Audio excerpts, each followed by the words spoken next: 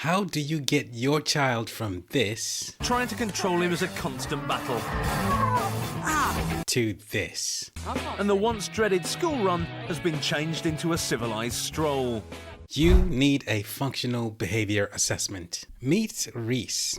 Gracie, stop it! No! One of the most aggressive children on Supernanny. He's Tara's biggest challenge. So how do you support your child in a challenging situation like this? I will show you that in 5 steps, especially step number 5, which will help you to avoid failure. And at the end, let's have a look at the intervention that we've designed and compare that to the intervention that Supernanny uses. And I would like you to tell me which one you think would be more effective. And be honest, I can take it. But why am I making these videos? I am on a mission to show you how applied behavior analysis can help you to create that supportive, loving environment for your family. But let's get straight into it. So step number 1, we need to identify a behavior. We need to target a specific behavior. So let's have a look and see what Rhys's collection of behaviors is. Gracie, stop it! So we have property damage, and we have shouting and swearing. We've got climbing on furniture. The ringleader is foul-mouthed 4-year-old Rhys. We've got hitting. Stop it! And then we have throwing objects. And also we have biting. So that's 7 behaviors that we could potentially target, but we need to focus on one. And the reason is doing a functional behavior assessment on several behaviors can quickly become unmanageable. So we start with one behavior, and ideally we start with the one that's going to make the biggest difference to your quality of life. And in this case, I suspect that physical aggression, which is hitting and biting. So that's where I would start. And that's where we're going to start. And functional behavior assessments are super important. And just to illustrate my point, in the Pacific Northwest, there is an elementary school. 2 boys, one called Bryce and the other called Carter, in 6th grade. They showed disruptive behavior in class in the school. And this behavior was so disruptive to the extent that it was affecting their grades. So it was becoming a concern. And then 3 researchers, Terry, Kimberly, and George from the University of Oregon, then stepped in to help. What happened next? Well, we'll find out in a little bit. Now, back to the steps. But here's a bonus point. If you intervene without a functional behavior assessment, you risk making that behavior worse. You risk making your parenting role even more challenging. And you risk unbalancing your family life. And remember, a functional behavior assessment tells you why someone behaves the way they do in a particular situation. And once you know that reason, you can then use it to design effective strategies. You'll see how in a minute. And this is exactly what these researchers did for Bryce and Carter. And when they were looking at the behavior for Bryce, they found that his disruptive behavior was mainly occurring during science, and it was in the form of talking to his friends a lot and disrupting the class. And Carter's disruptive behavior mostly took place during mathematics. And during this lesson, he would be playing with toys and playing cards. So what did Kimberly, Terry, and George do? They did a functional assessment to find out why this behavior was happening. And we'll get to that in a minute. I can relate to this a little bit. So when I was in primary school, which is what we call it in the UK, or elementary school if you're in the US, I went through phases of being a diligent, studious student and also being a disruptive student. But luckily, by the time I got to high school, I kind of sorted myself out. So, step 2. Once you've identified a specific behavior to target, the next thing you want to do is to carry out direct observations. And this is where you're going to observe Rhys in his natural environment at different times during the day, in different places, so you can get a full picture of the behavior. And in fact, we use something called ABC recording. And the A is for antecedent. That is what happens before the behavior. The B is the behavior. And then the C is the consequence, which is what happens after the behavior. And the reason for looking at these 3 things is that you can then pick up a pattern and find out why the behavior is happening, which will inform the function. And then once you know the function, you can then look into designing an effective strategy that will reduce that target behavior and give you that quality time back. Reduce the stress, reduce the worry, and help you to create that supportive, loving environment. And in fact, Kimberly, Terry, and George from the University of Oregon, they conducted direct observations of Bryce and Carter, just like we would do. So let's have a look at some clips of Rhys. In particular, we're going to pay attention to what happens before that behavior and also what happens after. Now what do you want in your sandwich? Nothing! It's breakfast time, but Rhys isn't happy with the menu. Jam or ham? Don't. It's Supernanny's first encounter with the 4-year-old's violent temper. Do not hit me. I don't like it, Rhys. Listen to me. Jam or ham? Nothing! Jam or ham? Nothing! Well, I'll just make it then. You'll have it. Listen to me. You've got to eat. Don't. So that's the sequence of events. Pay particular attention to what happens next. Rhys continues hitting Tara and then bites her. So the antecedent over here is actually Tara presenting something to Rhys that Rhys doesn't want. The behavior is then the hitting. The consequence is what happens afterwards, which is Tara saying that she's going to make the sandwich anyway and Rhys is going to eat it. And at this point, we see more hitting and this escalates to biting. And then Tara gets involved in another situation with Shannon or another child. She's managing challenging behavior. And what happens in the end is the sandwich never gets made anyway. So most behaviors are shaped by what happens very close in time before and what happens very close in time after the behavior. Very important to note. And based on this information, what we've seen so far, I would say that the behavior that occurred, the function of that behavior was actually to avoid something that he didn't want. So we would say the function is escape. And that is because the antecedent is something unpleasant is presented to Rhys, the behavior then happens, and then this unpleasant thing does not materialize. So the function is escape or avoidance. So the question is, how on earth are we going to help this child?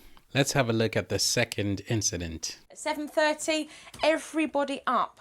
But almost immediately, Rhys demonstrates he's working to his own schedule. Then at 10 o'clock, snack time. Rhys, would you like a drink? Okay, then if you like a drink, what do you say? How do you ask for a drink? Nothing. At 10 o'clock, a snack. Drink! Then how do you ask for a drink? Drink! How do you ask for a drink? Come down. Tell him to stop hitting you. Stop hitting me, Rhys. So how do you ask for a drink correctly? Rhys, how do you ask for a drink? How do you ask for a drink? So what we see here suggests that the function of the behavior of hitting and biting is actually tangible. So Rhys is hitting out to get something that he wants. The function is tangible. The hitting and biting is also called a response class. And this is simply a set of behaviors that serve the same function. And looking at ABC data, antecedent behavior consequence data, is not always straightforward. So I've been working in the field of behavior analysis for more than 2 years now. And in the beginning, I really found it tricky. And the reason is, there is something called intermittent reinforcement. So a behavior is performed to serve a function, but then that behavior doesn't always have to succeed in order for it to maintain. So even though Rhys in this situation, he doesn't actually get it in this particular situation, but he only has to get it some of the time, and that hitting out and biting, that will maintain. And so what this means is sometimes you're looking at this ABC data, but the consequence that's maintaining that behavior might not actually be there. So that's what makes it tricky as well. And we get to step number 3, which is actually coming up with a hypothesis, a theory about why that behavior happens. And we've done that by looking at the ABC data. So we already have our hypothesis. So now that you know these things, what would you do? How would you support your child in this situation? Let's have a look and see what they did back in Pacific Northwest with Bryce and Carter. So Kimberly, Terry, and George found that Bryce was on medication. He was on a medication for ADHD called Ritalin. They also found that the function of Bryce's behavior was actually to escape from academic tasks. Now, if you behave in a certain way, and that behavior results in something that you find aversive being removed, we call that negative reinforcement. It's negative because something is removed, so it's like a mathematical sense. And then it's reinforcement because the behavior you are displaying is then strengthened over time. They found that the function of Carter's behavior of playing with toys and using playing cards during class was actually to escape academic tasks. And in particular, he was avoiding multiplication and division. A little bit different from me because I actually quite like maths. Believe it or not. Carter was also frequently tired at school, and the teacher suspected that he was having some issues at home. So how would these researchers use this information to actually design an effective intervention? We're going to come to that. But for now, let's have a look at step 4, which is the design of our intervention to help Rhys. So remember, we change other people's behavior by changing the environment, and the environment includes our own behavior. So you change your child's behavior by changing your own behavior. So in actually designing this intervention, we would consider 3 things. The scientific evidence. Now, I often look to research when I'm thinking about interventions to implement.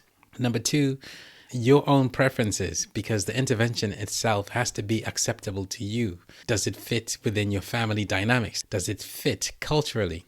We have different cultures all over the planet, so what's appropriate in one culture is not necessarily appropriate in another. And number 3, we would think about what Rhys actually wants. So Rhys is not able to give consent, but I would be thinking what kind of intervention would also improve or increase Rhys's quality of life. That's a key consideration. So we have our 2 situations.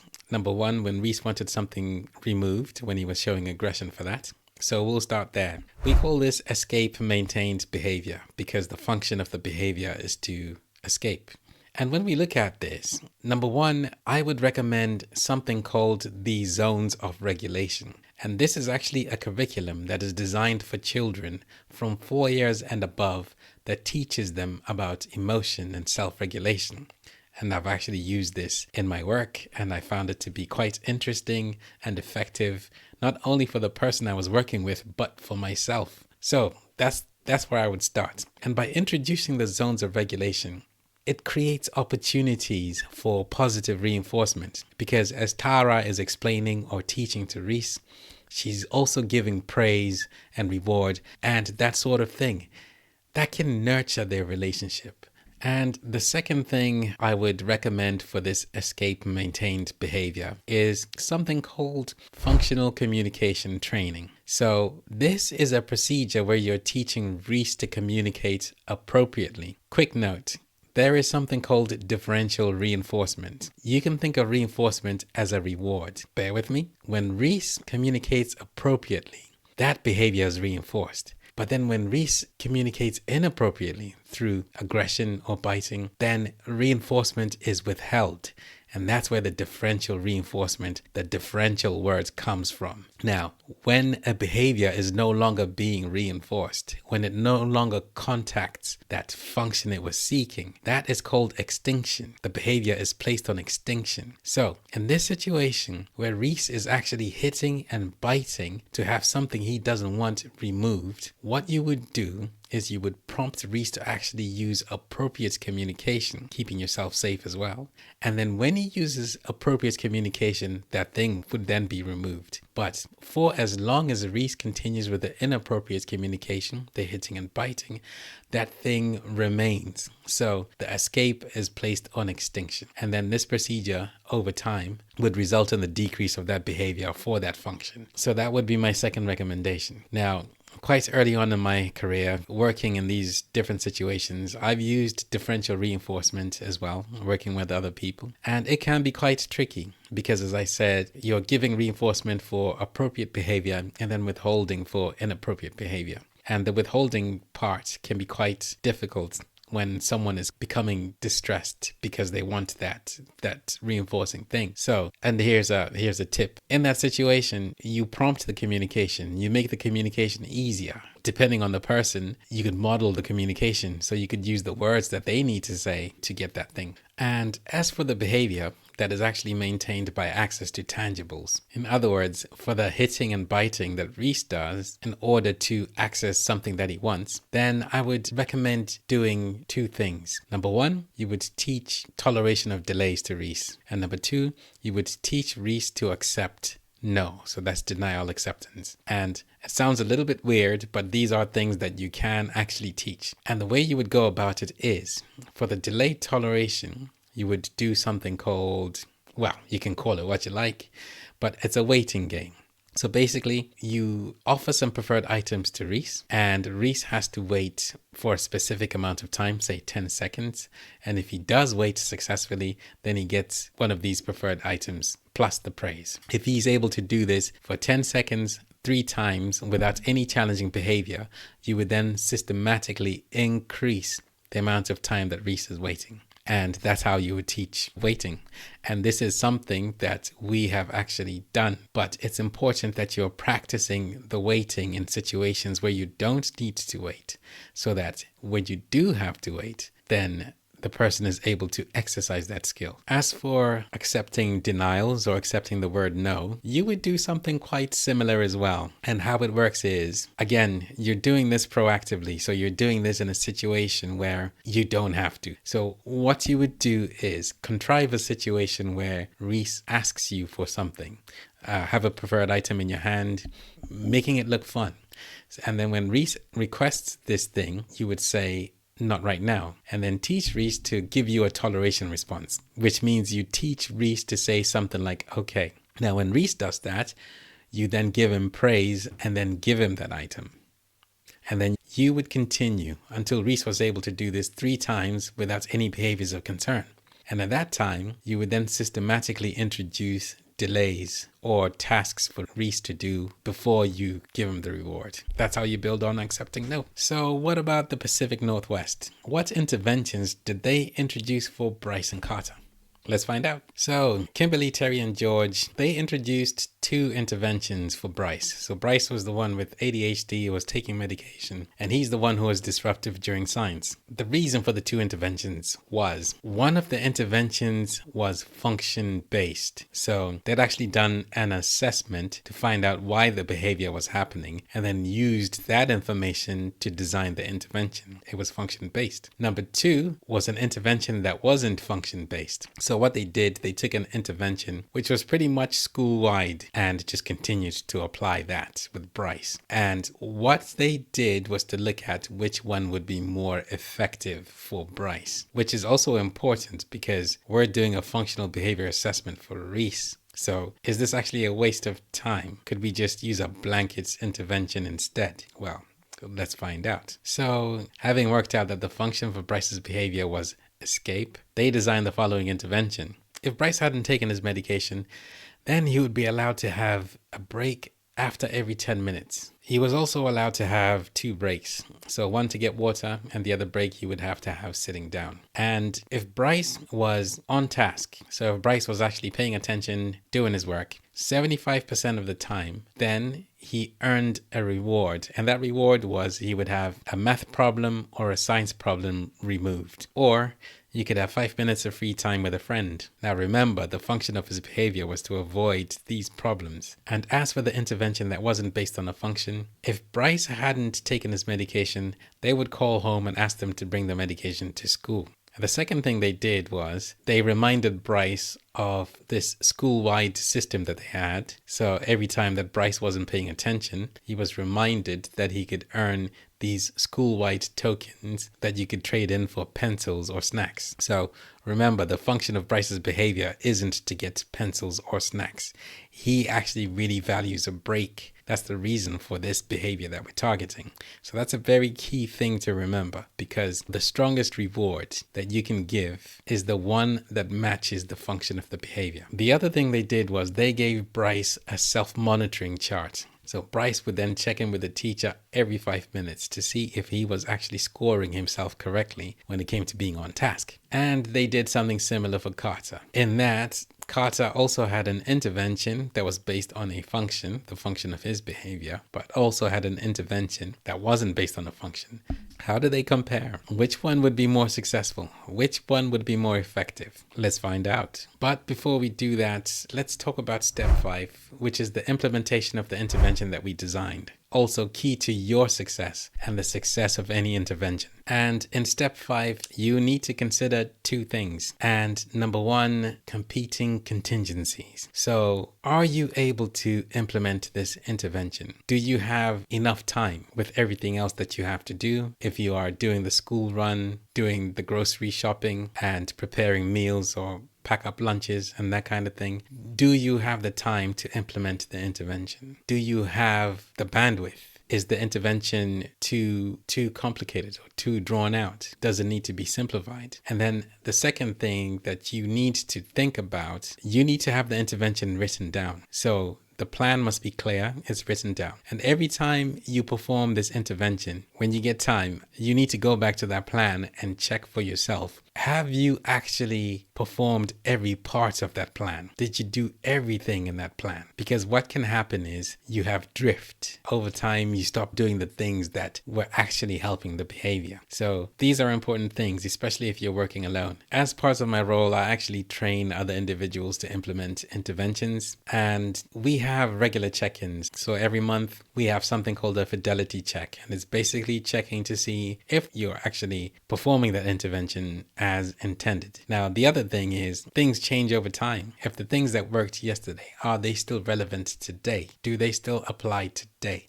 So that is a key thing, and that is the benefits of having an outside person actually implementing the interventions. Okay, now let's see how Supernanny actually dealt with the situation. Supernanny's forced to put the routine on hold and introduce her discipline system.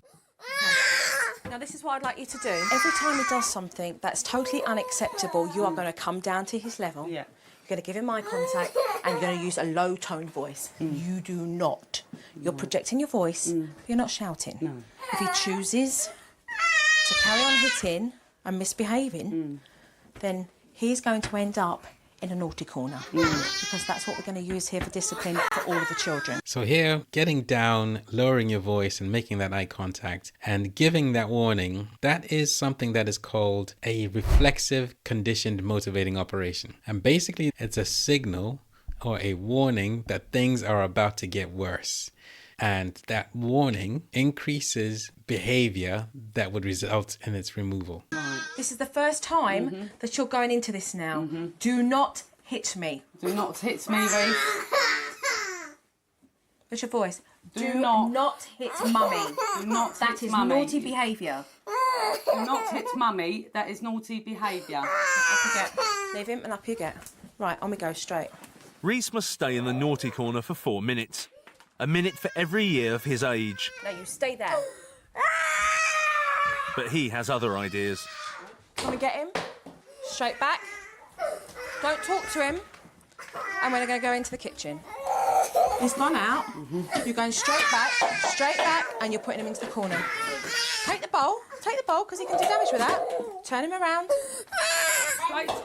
Don't talk to him. Straight in the corner and walk away. Walk away. What are you hanging around for? Back into the corner, and you leave him there. Okay, now you're going to get him, you're going to carry on. Don't smile, it's not a game. But Rhys is not giving up without a fight.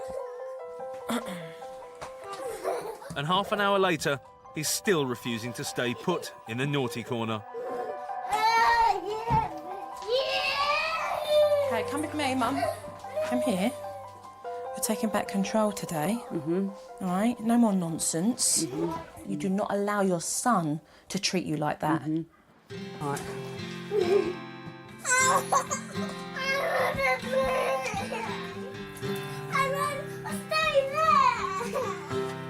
Okay, put him in the corner. Okay, this is your first sign of him recognising you had the power. He turned around and he said to you, I'll stay there. Okay? And right now, he's where he's meant to be.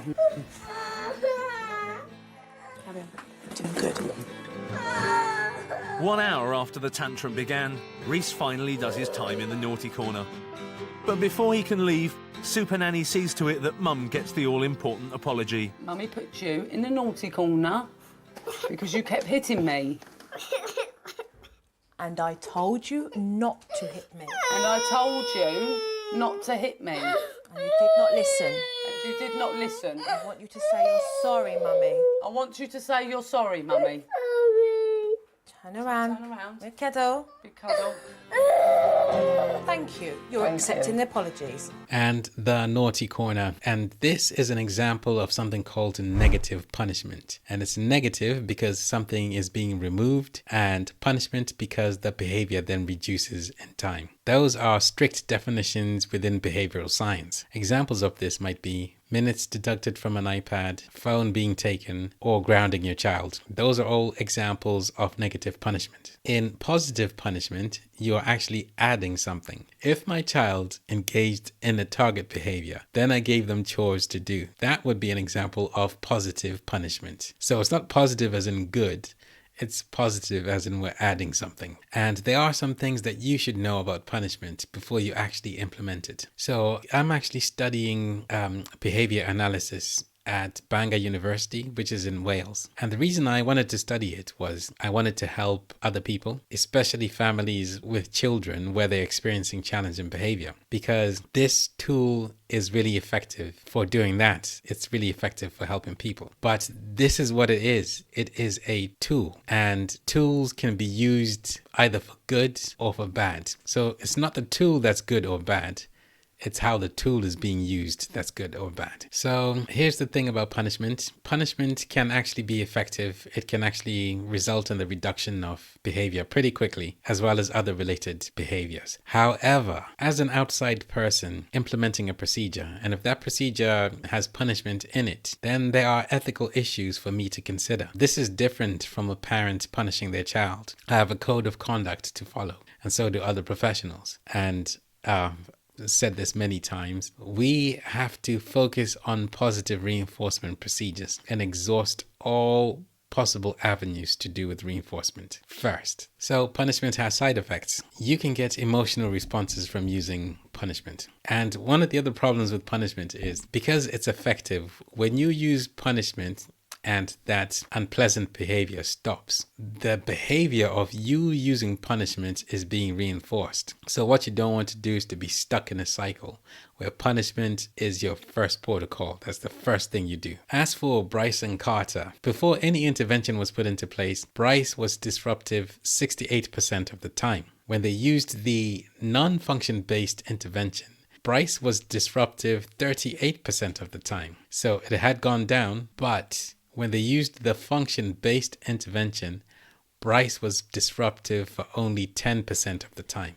So the function-based intervention was the most effective. And it was the same story for Carter. Let me know what you think, and check out the next video to see how the science of behavior analysis can help your parenting and improve family dynamics.